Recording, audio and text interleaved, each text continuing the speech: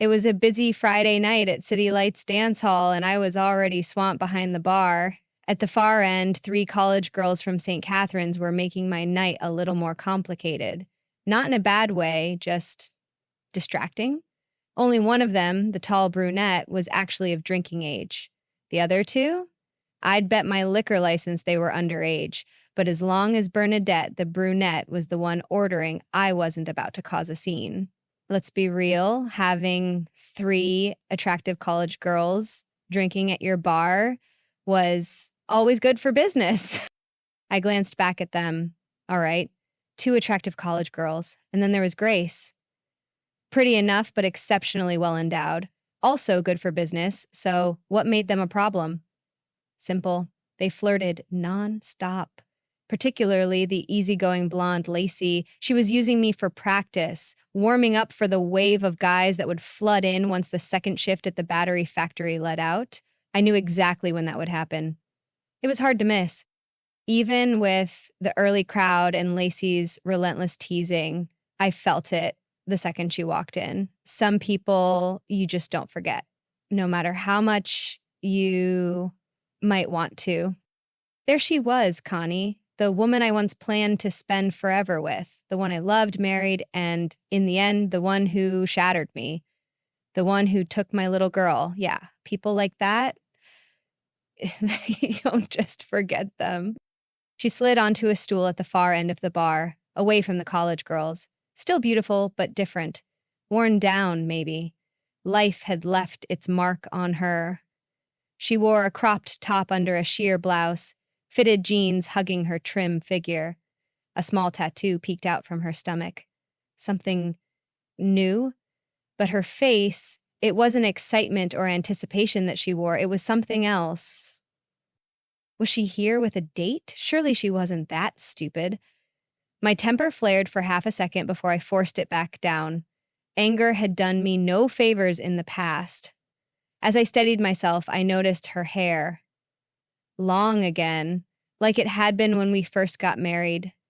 Gone was the short, spiky mess she used to wear for him. I couldn't deny my curiosity. It had been 3 years since we'd split, 16 months since I'd last seen her. Or my daughter, Susie. A sugary, sweet voice yanked me back to the present. "Oh, TJ," Lacey practically sang. I sighed, already knowing where this was going. "Yes, Lacey?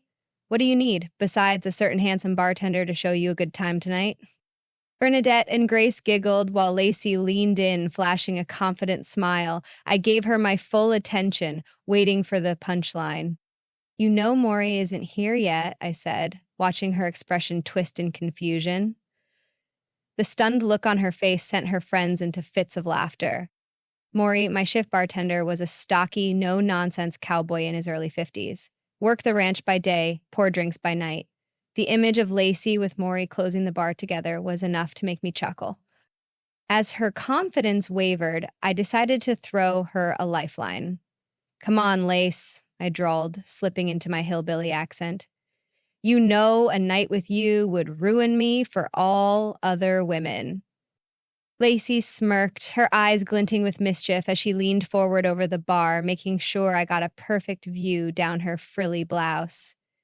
The deep valley of her young, full curves was on full display, practically begging for attention. She smiled, clearly enjoying the way my gaze lingered for a second too long before I caught myself. "You know," TJ, she murmured in a sultry voice, her lips curving into a teasing grin, "I'd really like to make this night unforgettable. I'd love to rock your world." I chuckled, shaking my head as I wiped down the bar.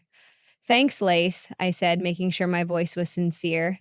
"But my world's just starting to calm down, and unless you're ready for something long-term, I'll have to pass, for now." She pouted playfully, but there was a flicker of intrigue in her expression. "Well, don't wait too long. My offer won't last forever."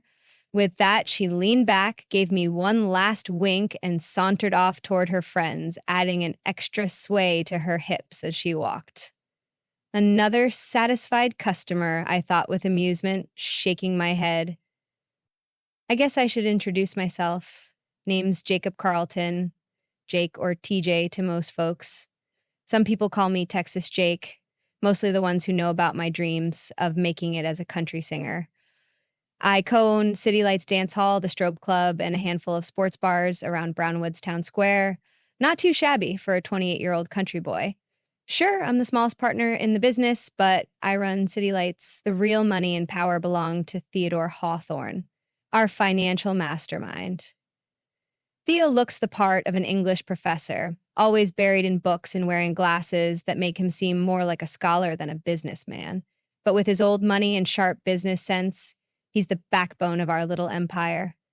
Then there's Buck Caldwell, a former USC soccer star turned local legend. Buck knows everyone in this damn town, and everyone knows him. Between his connections, Theo's deep pockets, and my knack for keeping the bars running smoothly, we've built something solid. It's one of the few bright spots in my life since my divorce 3 years ago. Funny thing, Buck and I met through his nephew, Ricky. Ricky and I had a little shared history at Johnson County Correctional. He was in for drugs. Me? Well, my reason for being there was currently sitting at the far end of my bar. I exhaled slowly, forcing down the knot of bitterness in my chest. "What are you drinking, Connie?" I asked, trying to keep my voice steady. She looked up, her eyes unsure, almost hesitant. "The usual, please," she said softly. I gave a cold smile. Sorry, fresh out of rat poison. "How about arsenic?" Her face paled slightly, and for a brief moment I saw the flicker of guilt cross her features. Guess I wasn't doing a great job hiding my feelings. She swallowed. "Mojito, please." Wordlessly, I made the drink, adding fresh mint the way she liked it. Setting it down in front of her, I watched as she took a sip, then smiled weakly. "With mint. You didn't forget." I leaned against the bar, folding my arms. "I remember a lot of things. What do you want, Connie?" She hesitated, fidgeting with her glass. "I need to talk to you. Just for a few minutes." I exhaled sharply. "Connie, I'm working." "It's important, Jake." Typical Connie. Everything was always important when it was about her. I crossed my arms, tilting my head slightly. "You should have called." "Would you have answered?" "Probably not." She gave me a look, and for some reason, I relented. "Fine, when my extra help gets here, I'll take a short break." "Thank you," she said quietly. For the next half hour, I kept myself busy behind the bar, pretending not to notice the way she watched me. When Maury and the extra waitresses arrived, I finally walked over to her table. As much as I wanted to pretend I didn't care, I couldn't help but let my eyes drift. Tight jeans, a fresh tattoo on her stomach, another new addition. She glanced around the room, and for a brief second she smiled. Once upon a time, I would have killed to see that smile. Now, the idea of killing time took on a whole different meaning. She broke the silence first. "How's the singing career?" I scoffed, dropping into the chair across from her. "Hanging by a thread. Still playing a few local gigs, but that's about it." She leaned forward slightly. "I talked to someone. Ron Beck. He started his own label. He thinks you've got real potential." I studied her, unsure if she was genuinely trying to help or just throwing words at me. Not that it mattered.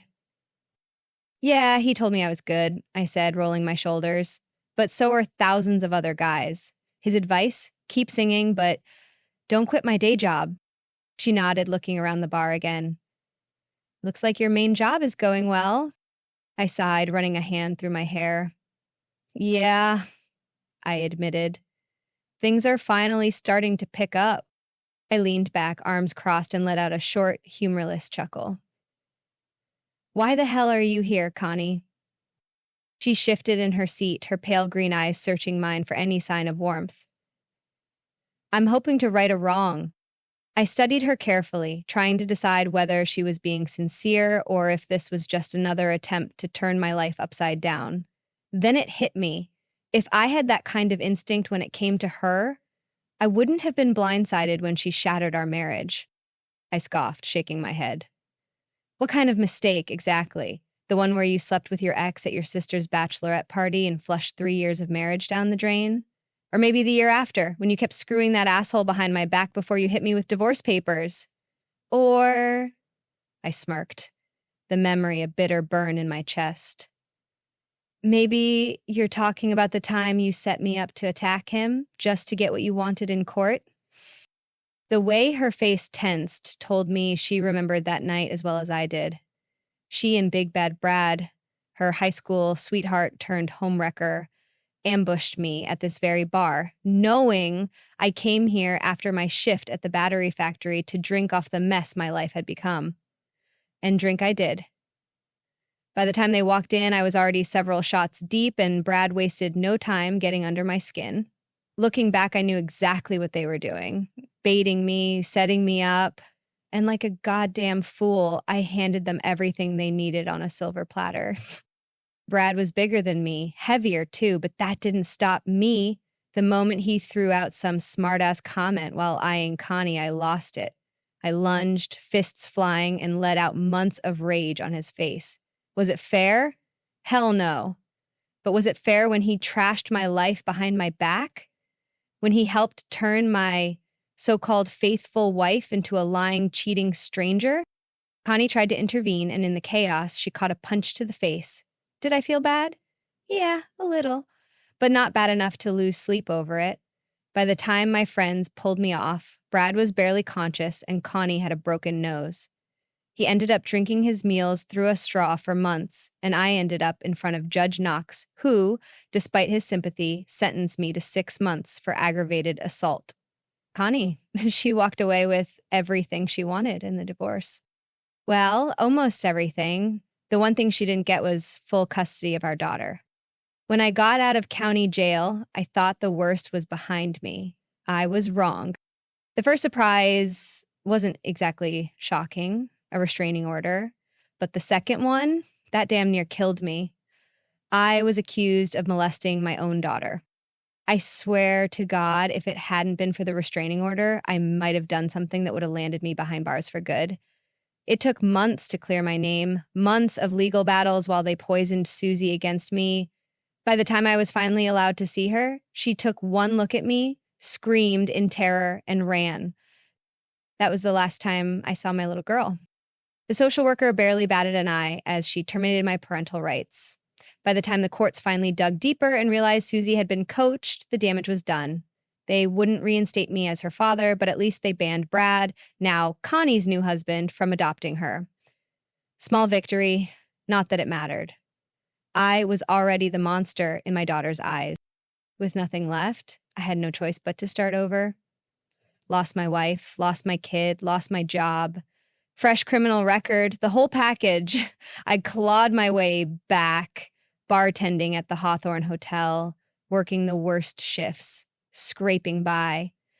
But in the last 2 years, I'd finally started to rebuild my life, and now here she was, my own personal Valkyrie, swooping back in to reopen old wounds. I exhaled slowly, forcing my voice to stay even.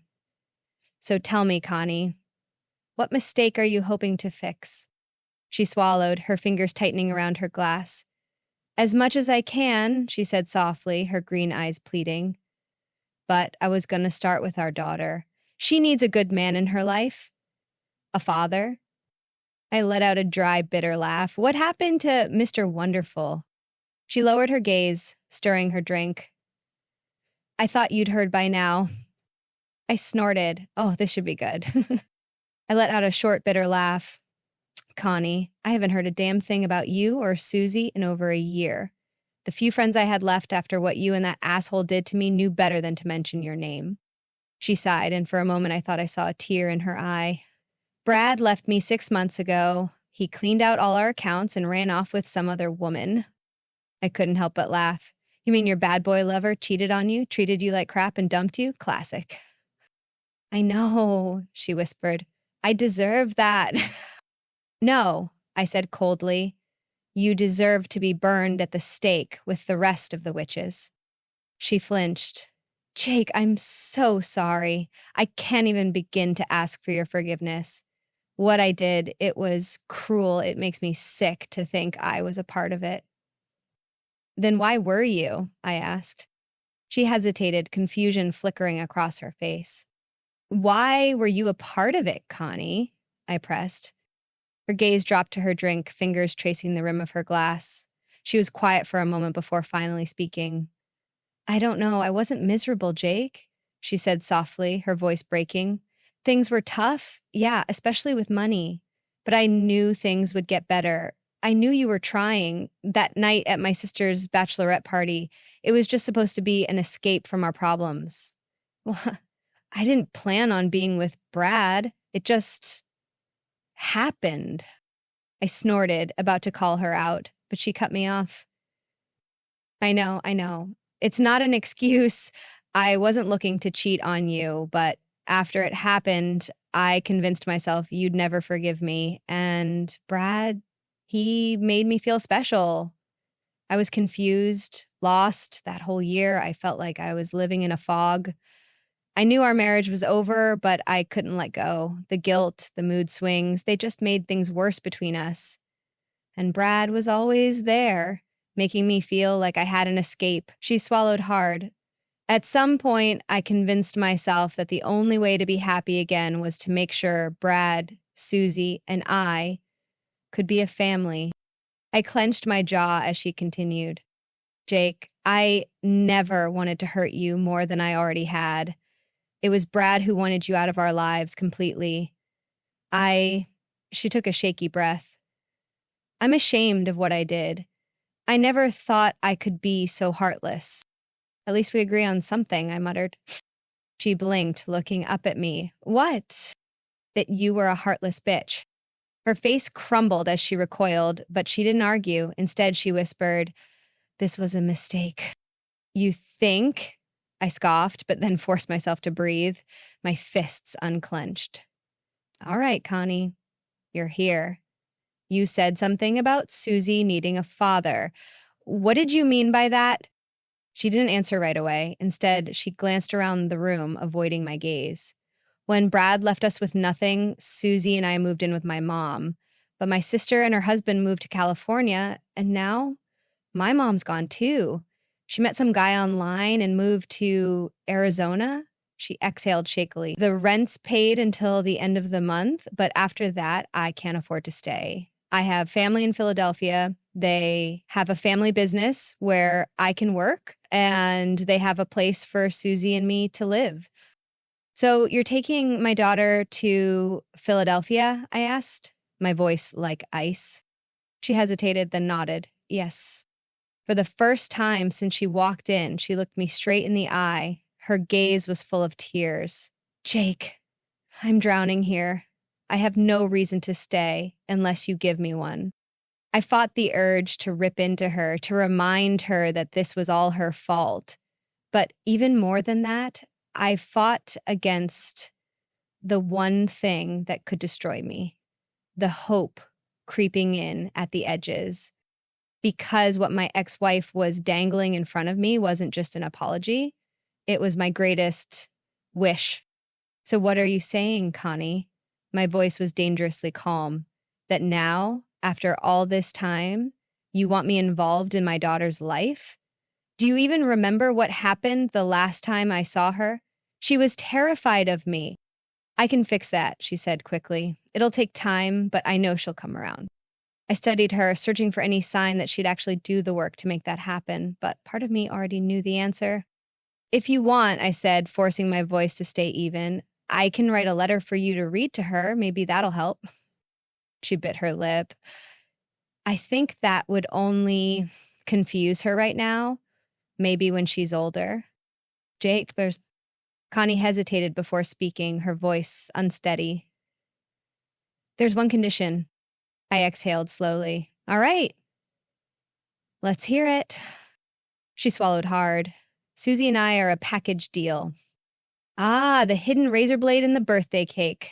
My first instinct was disbelief. Was she high? Had Brad knocked her around and scrambled her brain?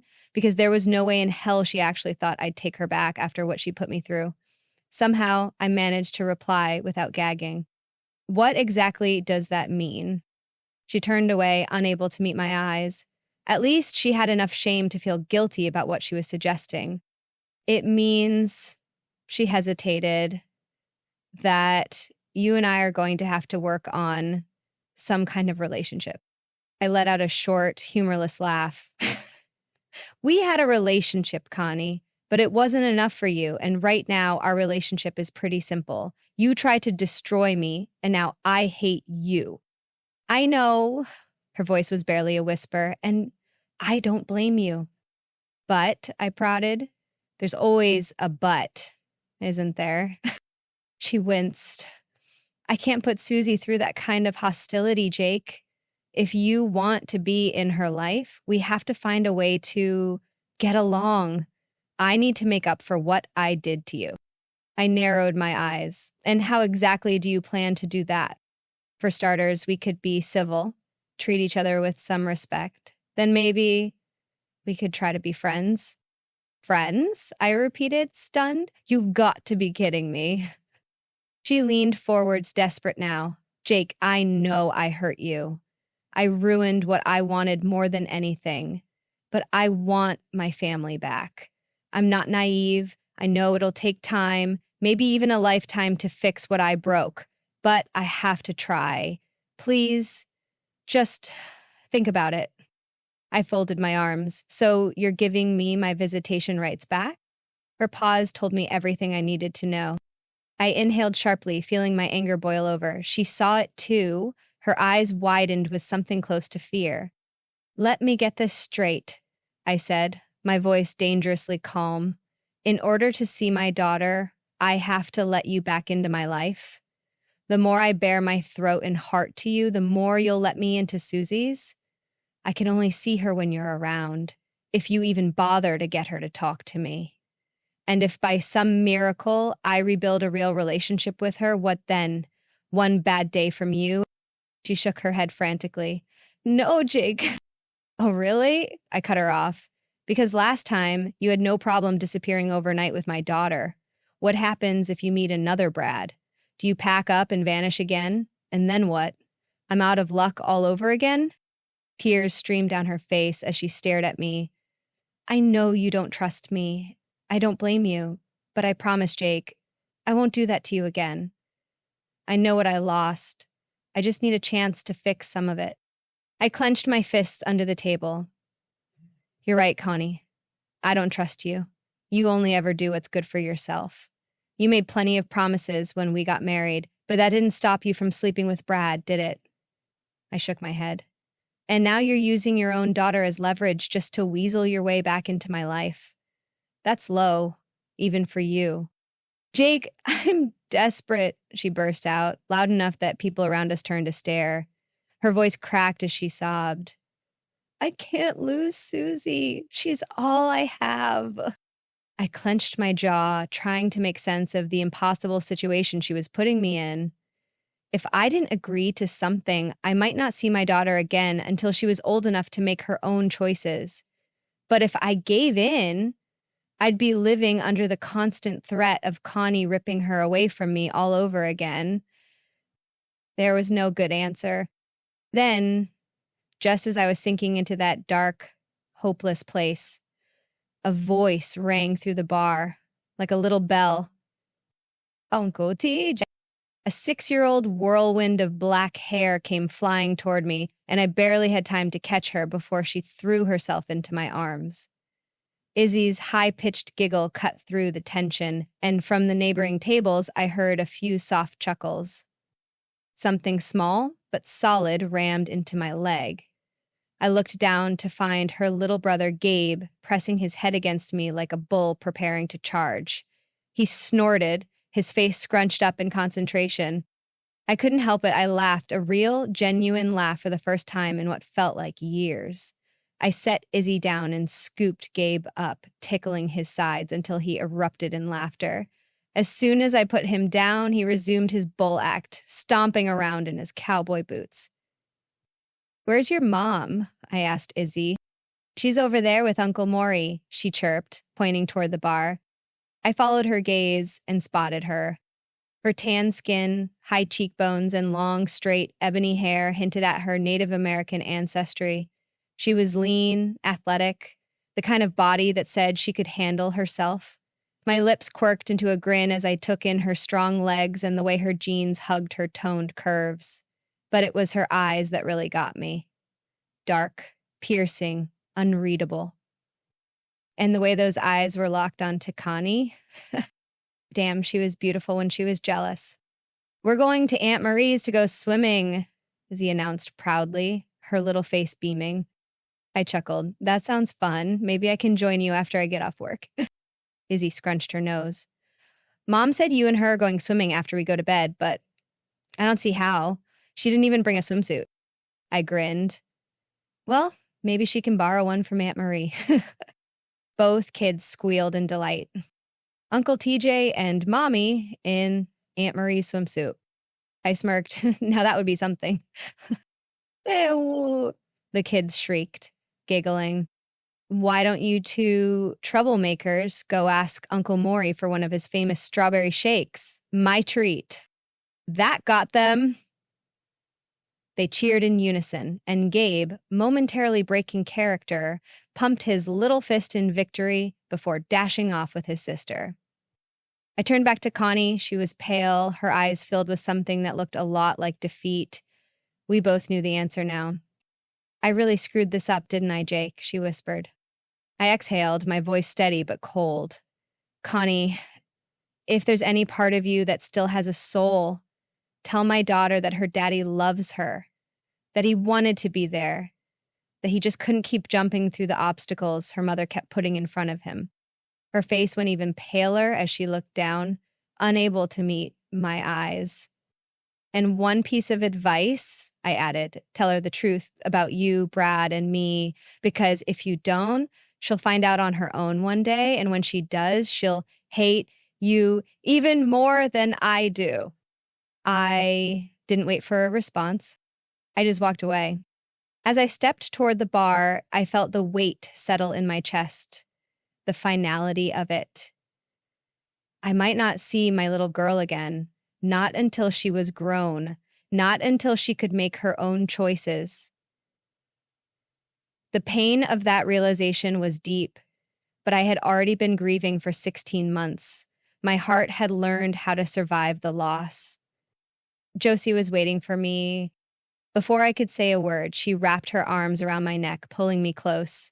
Her dark eyes flickered dangerously as she whispered, "Was that her?" I nodded. Her gaze searched mine. "Are you okay?" I inhaled deeply, and then, for the first time in a long time, I gave a real answer. "Yes, I am now." "Good," she murmured, her lips curving slightly, because for a second, I thought I was going to have to go over there and kill that bitch. A smirk tugged at my lips. The thought had crossed my mind too. Her lips crashed into mine before I could say another word. Her body pressed against me, fitting perfectly in a way that made my jeans feel uncomfortably tight. Her kiss was hungry, possessive, claiming me without a single word. A pair of tiny gasps erupted nearby. Josie pulled back just enough to glance over my shoulder. A satisfied look crossed her stunning face, her dark eyes gleaming. "What was that?" I murmured, still catching my breath. "Not that I'm complaining." She smiled wickedly, just making a statement, though her gaze was smug. Your ex-wife left in tears. I couldn't say I was surprised, but that bimbo, Blondie Stacy Lacey, she smirked. I wonder what she'd look like if I shaved her head. I barely contained a laugh. She gave me a mock warning glare. And if you even think of saying the word scalping, our midnight swim is going to turn into a cold shower buster. I chuckled, shaking my head. And that's when I knew I'd really moved on. I was finally ready to dance again. Yeah, my Creole princess was definitely not happy. Just like that, the switch flipped and she was back, beaming,